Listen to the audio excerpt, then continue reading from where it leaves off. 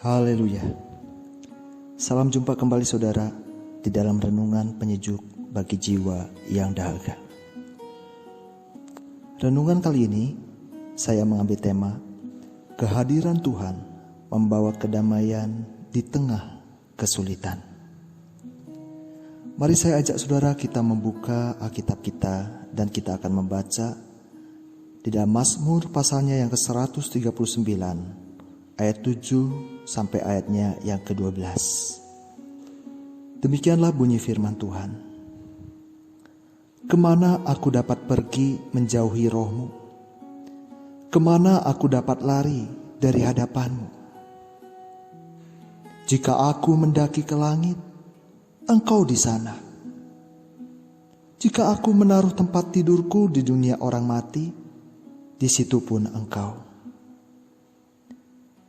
Jika aku terbang dengan sayap fajar dan membuat kediaman di ujung laut, juga di sana tangan-Mu akan menuntun aku dan tangan kanan-Mu memegang aku. Jika aku berkata, biarlah kegelapan saja melingkupi aku dan terang sekelilingku menjadi malam, maka kegelapan pun tidak menggelapkan bagimu, dan malam menjadi terang seperti siang, kegelapan sama seperti terang. Saudara yang dikasihi Tuhan, Mazmur pasal 139 ini banyak menggambarkan tentang siapa Allah yang kita sembah. Dia bukan hanya Allah yang maha tahu. Dia bukan cuma Allah yang maha kuasa, yang juga kita bisa dapatkan di pasal 139 di ayat sebelum dan sesudah dari pembacaan kita tadi. Tetapi saat ini saya akan mengajak saudara untuk kita melihat tentang kemahahadiran Tuhan. Omnipresence. Kemahahadiran Tuhan. Tuhan hadir. Tuhan ada melampaui apa yang kita duga. Melampaui perasaan kita. Dia Tuhan yang selalu ada dan hadir dalam hidup kita. Kehadiran Tuhan seperti apa saja yang bisa kita pahami dari ayat-ayat ini? Paling tidak ada 3 hal yang saya mau sampaikan. Yang pertama, Tuhan ada, Tuhan hadir, baik saat kita di atas ataupun saat kita sedang ada di bawah. Kembali saya baca di ayat yang ke-8, jika aku mendaki ke langit, Engkau di sana. Jika aku menaruh tempat tidurku di dunia orang mati, di situ pun Engkau. Di bagian ayat 8a dikatakan jika aku mendaki ke langit. Kata mendaki di sana diambil dari katanya nasyak, yang berarti sesuatu yang melambung, melesat naik secara cepat. Kata ini di dalam Alkitab banyak kali menggambarkan seperti burung yang naik, melambung ke udara. Dalam konteks modern dengan teknologi masa kini, kata nasyak seringkali juga menggambarkan pesawat yang melesat naik dengan cepat. Dan tidak heran, dari kata ini juga, kata nasyak kemudian menjadi turunan dari kata masyak, yang menggambarkan atau mengartikan tentang pesawat helikopter yang naik terbang langsung ke atas. Tetapi kembali dalam penggunaannya dalam kiasan Mazmur ini, apa yang dimaksud dengan jika aku mendaki ke langit? Kata nasyak juga menggambarkan bagaimana popularitas seseorang yang namanya begitu cepat naik menjadi terkenal.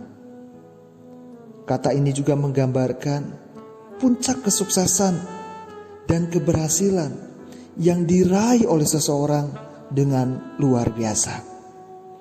Saudara yang dikasihi Tuhan, bukankah dalam kehidupan kita ada kalanya kita merasakan kehidupan penuh dengan antusias, penuh dengan semangat, penuh dengan cita-cita, penuh dengan harapan.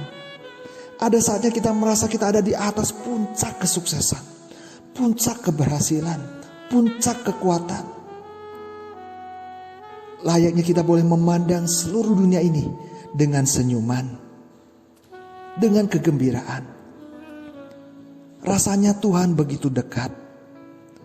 Rasanya kita bisa tertawa dengan begitu lepas bersama-sama dengan Tuhan. Kita merasa Tuhan begitu sayang dengan kita.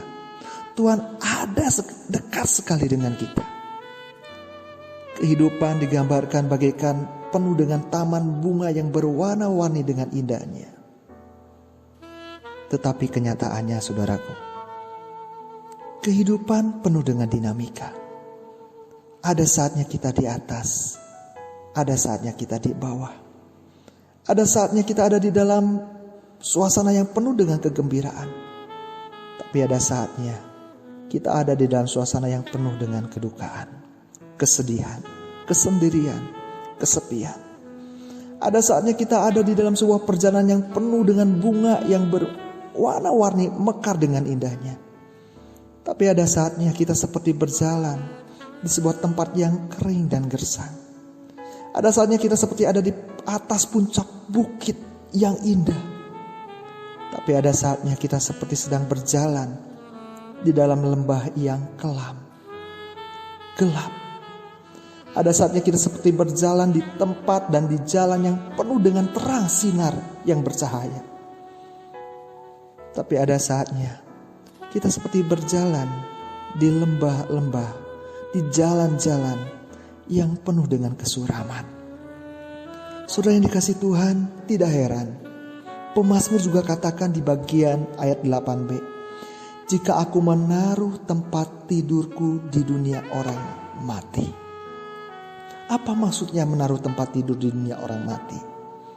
Kalau kita bandingkan, di dalam kitab Ayub pasal 17 ayat 13 dikatakan begini, apabila aku mengharapkan dunia orang mati sebagai rumahku, menyediakan tempat tidurku di dalam kegelapan. Ayat yang senada dengan Mazmur tadi. Tetapi untuk kita memiliki pengertian lebih jelas tentang apa maksudnya menaruh tempat tidur di dunia orang mati, mengharapkan dunia orang mati sebagai rumah, mari kita lihat kembali di Ayub pasal 17 dari ayat yang pertama. Kita akan mendapati sebuah penjelasan yang sangat terang benderang di sini. Saya bacakan dimulai ayat yang pertama. Semangatku patah, umurku telah habis, dan bagiku tersedia kuburan. Jadi di sini kita bisa melihat bagaimana kehidupan Ayub yang penuh dengan cobaan, tantangan, penderitaan, kesuraman, sepertinya tidak ada jalan keluar. Penuh dengan kedukaan, kehilangan segala sesuatunya, harta bendanya, anak-anaknya, semuanya hilang lenyap dalam sekejap. Tidak heran dia gambarkan semangatnya patah.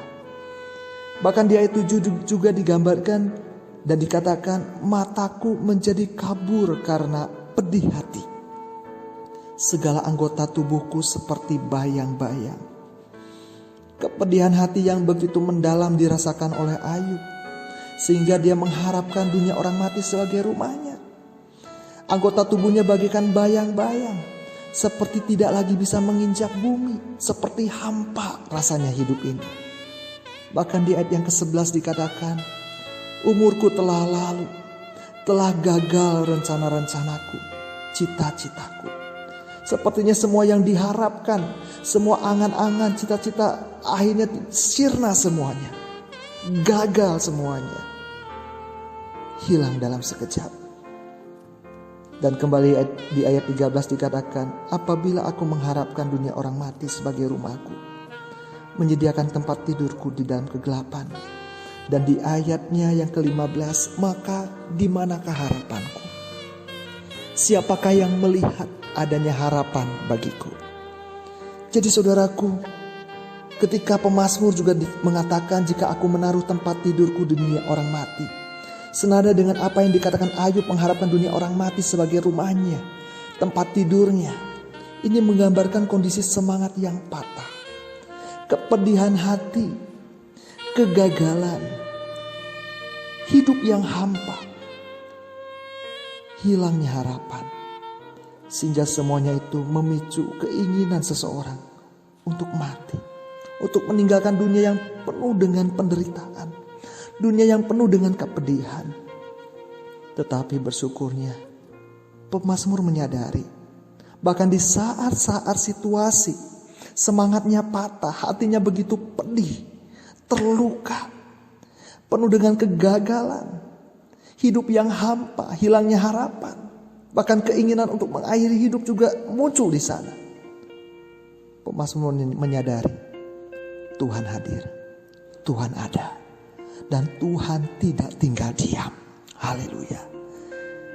Dia Tuhan yang mengerti di saat kita lelah, di saat kita merasa tertekan, di saat kita merasakan sakit dan terluka, di saat kita sedang bersedih dan berduka, dan di saat kita sedang sendirian dan kesepian.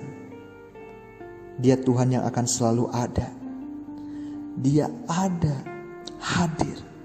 Pelukannya memberikan kenyamanan, hadiratnya memberikan kedamaian, dan meneguhkan, menguatkan, menghiburkan, mengingatkan bahwa kita tidak sendirian. Dia Tuhan, Dia Immanuel, seperti seorang bapa yang hadir bagi anaknya yang sedang bersedih, menghibur, memeluk dengan kehangatan kasih-Nya, memberikan kekuatan, memberikan rasa aman. Sebuah pelukan hangat dari seorang pribadi yang mengerti dan paling mengerti kita. Itulah pelukan dari Bapa di surga. Pelukan dari Tuhan Yesus yang senantiasa hadir. Dari Immanuel yang selalu ada bagi saya dan saudara. Tidak peduli seberapa gelap jalan hidupmu. Tidak peduli seberapa pedihnya hatimu dan hilangnya semangatmu. Tidak peduli seberapa besarnya kegagalanmu dan hampanya hidup yang engkau rasakan. Dan rasa-rasanya engkau ingin mati. Dia Tuhan yang sanggup untuk memulihkan dan membangkitkan kembali semangat hidupmu. Membebat luka hatimu. Memberikan masa depan yang baru. Harapan yang baru, hidup yang berarti. Dan engkau akan mendapati hidupmu tidak pernah sama lagi. Puji Tuhan. Dan selanjutnya saudara, yang kedua. Kalau kita perhatikan di dalam pembacaan kita kembali di dalam Mazmur 139 ayat 9 dan 10. Jika aku terbang dengan sayap fajar dan membuat kediaman di ujung laut, juga di sana tanganmu akan menuntun aku, dan tangan kananmu memegang aku. Tuhan ada saat kita memulai hari dan mengakhirinya. Apa maksudnya dengan ayat ini? Sudah dikatakan di dalam Mazmur 139 ayat 9a, jika ku terbang dengan sayap fajar. Ini menggambarkan sebuah aktivitas yang dimulai di saat pagi hari. Sebuah kegiatan yang kita lakukan seiring dengan fajar yang menyingsing, yang menampakkan dirinya di ufuk sebelah timur. Dan berbicara di ayat 9b, membuat kediaman di ujung laut. Kembali ini tidak terlepas dengan perjalanan siklus hari di saat matahari terbenam. Dan ini mengkiaskan bagaimana pada waktu matahari terbenam dan gambaran ujung laut, atau dalam salinan lain ujung bumi. Ada saat matahari terbenam yang tampak di perairan di laut Mediterania di sebelah barat. Apalagi kalau kita bandingkan, saudaraku, dengan apa yang dikatakan dalam pengajaran Tuhan Yesus di dalam Matius pasal yang ke-20. Kalau kita perhatikan dari ayat 9 sampai ayat yang ke-12. Bagaimana para pekerja-pekerja upahan yang di ladang anggur bekerja dan mereka berhenti tepat di saat petang. Di saat pukul 6. Dan pekerja yang terakhir pukul 5 pun mengakhiri pekerjaannya saat pukul 6. Hanya 1 jam dia bekerja. Berbeda tentunya yang sudah bekerja dari pagi hari. Menggambarkan sebuah kegiatan yang dimulai saat matahari terbit sampai matahari terbenam sudah menjadi hal yang biasa dan menjadi kiasan dalam Mazmur ini juga.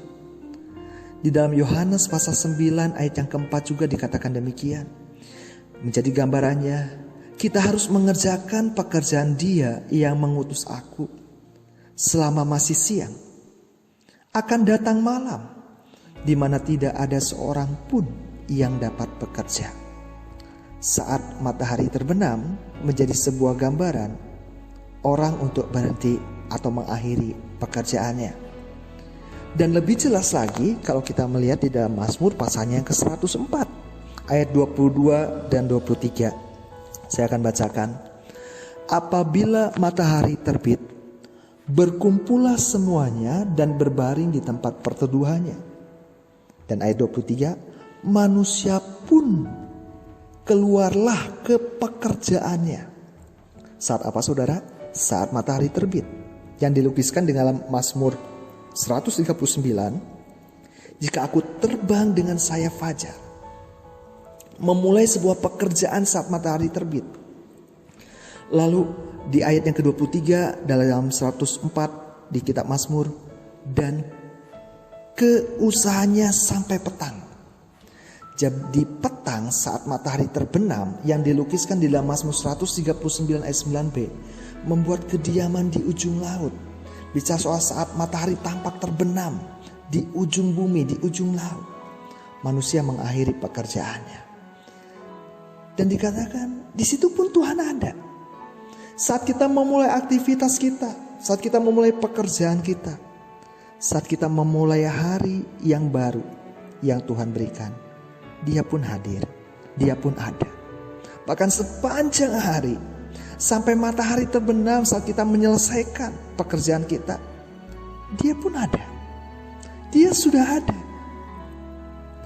Dan sungguh sangat menyenangkan dan sangat menggembirakan bagaimana Tuhan menjanjikan bahwa tangannya akan senantiasa menuntun kita. Tangan kanannya memegang kita. Saat engkau memulai hari, saudaraku, saat kita memulai aktivitas kita, berapa banyak di antara kita yang mungkin kita bingung, takut. Apa yang harus aku kerjakan di hari ini? Kita mungkin merasakan hari yang akan kita hadapi adalah hari yang penuh dengan kebingungan, kebimbangan. Kita tidak tahu keputusan apa yang harus kita ambil di saat kita sedang menghadapi masalah yang begitu banyak. Tetapi yakinlah, Tuhan hadir dan tangannya akan menuntun kita, akan membimbing kita lewat firman-Nya. Dia akan memberikan petunjuk-petunjuk bagaimana kita harus melangkah, bagaimana kita harus mengambil keputusan yang tepat. Dan kita akan melihat rencana Tuhan yang luar biasa. Haleluya. Bahkan dikatakan tangan kanannya akan memegang kita. Saudara, saat kita memulai hari, kita mungkin merasa lemah, kita merasa tidak berdaya. Kita mungkin menggambarkan saat kita akan memulai hari yang baru, rasanya seperti beban yang baru pun akan hadir, membawa hidup kita lebih berat lagi untuk menjalaninya. Tetapi pemazmur katakan, tangan kanan Tuhan memegang kita. Sampai kita menjalani hari itu, bahkan sampai kita mengakhiri hari itu dan memulai kembali hari yang baru. Tangan Tuhan menuntun kita dan tangan kanannya memegang kita. Tangan kanan bagi orang Ibrani, ini ada sebuah hal yang sangat unik. Sebab istilah tangan kanan dianggap sebagai sebuah posisi yang lebih kuat dibandingkan tangan kiri. Kapasitasnya, potensinya lebih kuat dan secara alami mencerminkan kekuatan yang besar. Bahkan di dalam Mazmur 118 ayat 16 dikatakan, tangan kanan Tuhan berkuasa meninggikan. Tangan kanan Tuhan melakukan keperkasaan. Kanan dalam bahasa aslinya yamin. Dalam pemaknaannya dipakai untuk mengungkapkan kebaikan, kekuatan atau kemuliaan. Artinya saudaraku, saat dikatakan tangan kanan Tuhan memegang kita, artinya Tuhan sudah siap melimpahkan segala kebaikannya, kekuatannya, kemuliaannya di sepanjang hari-hari yang kita jalani. Amin. Jadi hari yang baru bukan sekedar kita bisa katakan hari yang telah dijadikan Tuhan, tetapi hari yang dimana Tuhan jadikan untuk kita bisa mengalami kebaikannya. Hari yang dimana Tuhan jadikan untuk kita bisa mengalami kekuatannya. Hari yang dimana Tuhan jadikan untuk kita bisa mengalami kemuliaan, dari kemuliaan kepada kemuliaan yang lebih besar lagi. Jadi songsonglah hari yang baru, bukan dengan keluh kesah. Sekalipun penuh dengan masalah, songsonglah hari yang baru, bukan dengan kesuraman dan kebingungan, tapi dengan kepastian, dengan keyakinan, dengan iman. Sebab apa? Karena tangan Tuhan yang akan menuntun membimbing kita, dan tangan kanan Tuhan akan memegang kita. Mungkin saudara masih ingat bagaimana Yesaya 41 ayat 13 juga menyatakan, sebab aku ini Tuhan Allahmu, memegang tangan kananmu dan berkata kepadamu, janganlah takut, akulah yang akan menolong engkau. Saudara, di saat situasi-situasi kita lemah, bahkan digambarkan dalam sebuah peristiwa ketika Yesus berjalan di atas air. Di dalam kesempatan Petrus pun melakukan hal yang sama oleh mujizat yang dikerjakan oleh Tuhan Yesus tentunya lewat imannya. Tetapi kemudian Petrus mulai khawatir. Dia mulai memperhatikan angin, gelombang yang membuat dia tenggelam. Mulai tenggelam. Tetapi Tuhan memegang tangan Petrus. Tuhan tidak membiarkan Petrus tenggelam. Hari-hari yang kita jalani tidaklah selalu hari yang mudah. Ada saatnya kita mungkin rasa kita tenggelam di dalam masalah yang membuat kita bisa habis, binasa, hancur. Tetapi percayalah, tangan Tuhan yang kuat sanggup untuk memegang kita, mengangkat kita, menguatkan kita kembali. Tuhan Allah kita memegang tangan kanan kita, dan Dia meyakinkan kita untuk kita tidak usah takut, sebab Dia Tuhan yang sanggup untuk menolong kita. Haleluya. Dan bagian yang terakhir saudaraku, yang ketiga, Tuhan ada saat kita dalam kegelapan untuk membawa kita kepada terangnya. Di dalam ayat yang ke-11 sampai 12 di dalam Mazmur 139 dikatakan, jika aku berkata, biarlah kegelapan saja melingkupi aku, dan terang sekelilingku menjadi malam, maka kegelapan pun tidak menggelapkan bagimu, dan malam menjadi terang seperti siang, dan kegelapan sama seperti terang. Apa maksudnya kegelapan melingkupi? Biarlah kegelapan saja melingkupi. Ini menggambarkan, mengkiaskan gambaran orang yang hidup di dalam dosa. Dalam Ayub pasal 34 ayat 21 dan 22 dikatakan, karena matanya mengawasi jalan manusia dan ia melihat segala langkahnya. Perhatikan ayat 22. Tidak ada kegelapan ataupun kelam kabut di mana orang-orang yang melakukan kejahatan dapat bersembunyi. Kembali senada dengan Mazmur 139 tadi, ketika dikatakan biarlah kegelapan saja melingkupi aku, menggambarkan orang yang hidup di dalam dosa dan seolah-olah merasa dirinya tersembunyi dari hadapan Tuhan. Tapi ternyata Tuhan pun ada. Terangnya tidak bisa dikalahkan oleh kegelapan. Dia sanggup menebus kegelapan sekelam apapun juga dalam hidup kita. Dosa sehitam apapun juga tidak menjadi alasan dan tidak menjadi halangan untuk terang Tuhan sanggup menembus sampai ke dalam hati kita, sanubari kita. Tetapi masalahnya, maukah kita terbuka untuk menerima terang itu? Mungkin kau merasa hidupmu sudah begitu hitam. Engkau sudah sekian lama menyembunyikan dosamu dari sekian banyak orang. Tapi tidak bisa kita sembunyikan di hadapan Tuhan. Dan Tuhan mau, bukan sekedar Dia hadir saat engkau hidup dalam kegelapan dosa. Tuhan mau terangnya bersinar, menembus ke dalam sanubari batinmu. Terangnya bersinar, membebaskan engkau dari ikatan dosa. Terangnya bersinar, memberikan hidup yang baru, hidup yang lepas dari segala keterikatan, hidup yang penuh dengan kemenangan. Sebab dosa akan membawa kita kepada kebinasaan. Dosa akan menghilangkan kedamaian dalam hidup kita. Tetapi terang Tuhan akan memberikan pengharapan, akan memberikan kedamaian. Maka bukalah hatimu. Apapun yang sudah engkau lakukan, dosa seperti apapun yang sudah engkau sembunyikan, akuilah di hadapan Tuhan.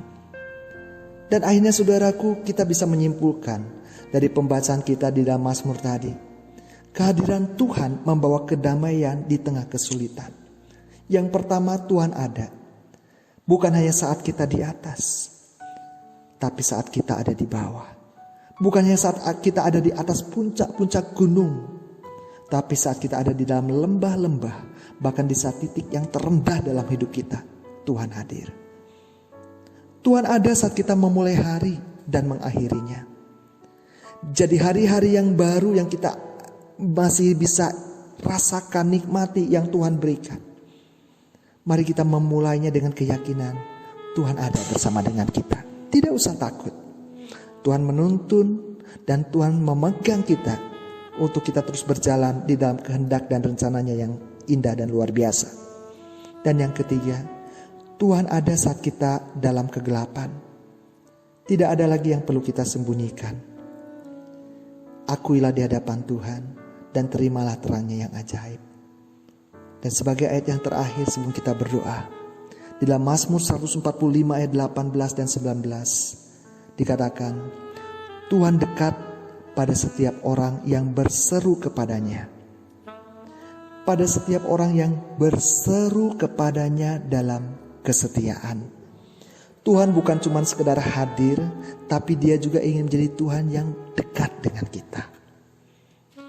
Tetapi Tuhan mau untuk kita terus berseru, mengandalkan Tuhan dalam kesetiaan.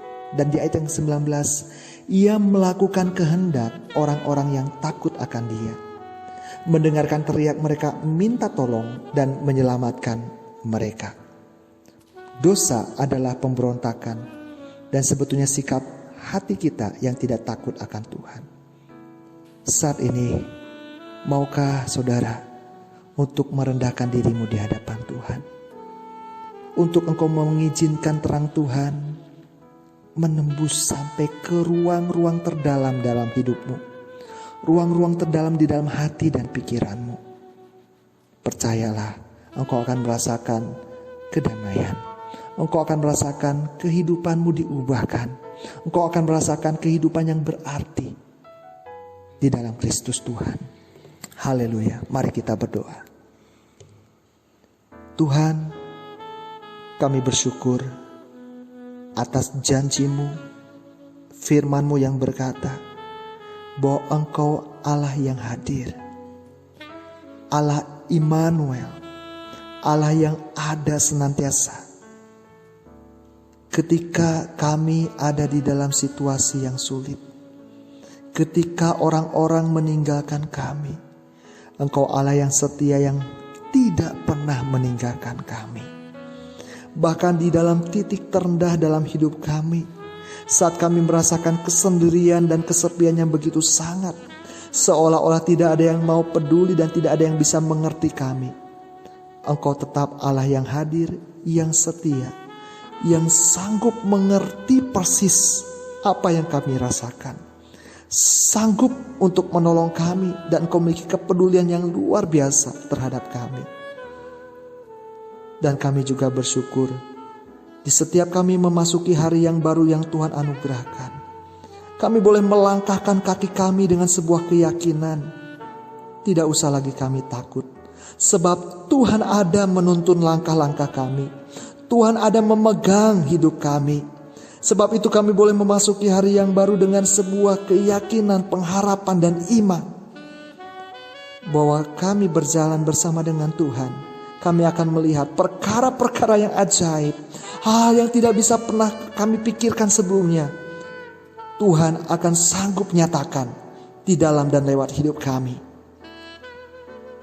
Dan saat ini juga Tuhan, di antara setiap kami, selama ini mungkin kami merasa diri kami hampa hidupnya. Bukan karena persoalan, tetapi karena dosa yang belum dibereskan di hadapan Tuhan. Kami begitu nyaman dengan dosa yang disembunyikan. Tetapi sesungguhnya Tuhan tahu, Tuhan hadir, dan Tuhan ingin membawa kami keluar dari kegelapan dosa itu. Tuhan ingin agar terang-Mu menembus kehidupan kami dan menyinari kehidupan kami yang gelap akibat dosa, untuk mengalami terang Tuhan yang ajaib dan indah. Karena itu Tuhan, saat ini setiap hati yang terbuka, saudara-saudara, buka hatimu, buka hatimu. Engkau yang hidup selama ini di dalam kegelapan dosa, tidak ada satupun yang bisa engkau sembunyikan di hadapan Tuhan. Izinkan terang Tuhan hadir menembus hidupmu yang terdalam, hatimu yang terdalam, pikiranmu yang terdalam. Izinkan terang Tuhan memperbaharui hidupmu. Firman-Nya, kuasanya, Roh Kudus-Nya memperbaharui hidupmu. Yakinlah, Yesus sudah mati, darahnya sudah menebus dosa dan pelanggaranmu. Ini saatnya engkau bangkit menjadi manusia yang baru, yang terus diperbaharui oleh kuat kuasa Roh Kudus dan firman-Nya, untuk membawa engkau hidup di dalam kemenangan, penuh dengan kemenangan dari dosa. Terima kasih Tuhan. Kami bersyukur dan kami berdoa di dalam nama Tuhan Yesus Kristus. Haleluya. Amin. Sekian renungan kita pada saat ini. Kiranya boleh menjadi berkat. Sampai berjumpa kembali di dalam renungan berikutnya. Tuhan Yesus memberkati.